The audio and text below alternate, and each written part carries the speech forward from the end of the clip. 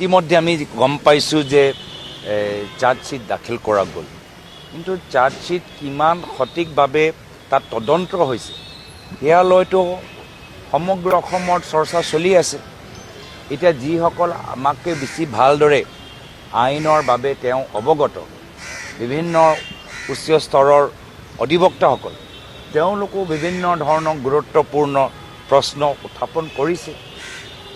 তো সেইকাৰণে তদন্ত সঠিকভাৱে হৈছেনে নাই হোৱা, নে নামৰ কাৰণে হৈছে, সেইখিনি আমি পৰৱৰ্তী সময়ত গম পাম।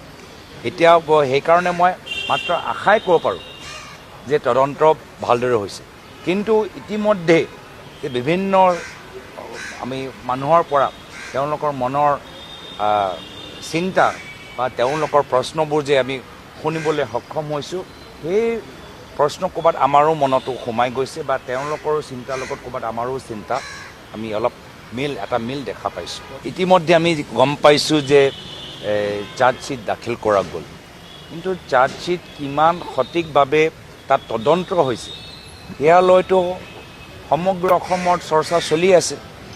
এতিয়া যিসকল আমাতকৈ বেছি ভালদৰে আইনৰ বাবে তেওঁ অৱগত, বিভিন্ন উচ্চ স্তৰৰ অধিবক্তাসকল, তেওঁলোকো বিভিন্ন ধৰণৰ গুৰুত্বপূৰ্ণ প্ৰশ্ন উত্থাপন কৰিছে।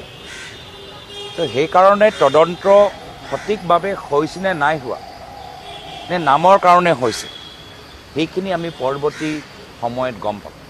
এতিয়া সেইকাৰণে মই মাত্ৰ আশাই ক'ব পাৰোঁ যে তদন্ত ভালদৰে হৈছে, কিন্তু ইতিমধ্যে বিভিন্ন আমি মানুহৰ পৰা তেওঁলোকৰ মনৰ চিন্তা বা তেওঁলোকৰ প্ৰশ্নবোৰ যে আমি শুনিবলৈ সক্ষম হৈছোঁ, সেই প্ৰশ্ন ক'ৰবাত আমাৰো মনতো সোমাই গৈছে বা তেওঁলোকৰ চিন্তাৰ লগত ক'ৰবাত আমাৰো চিন্তা আমি অলপ এটা মিল দেখা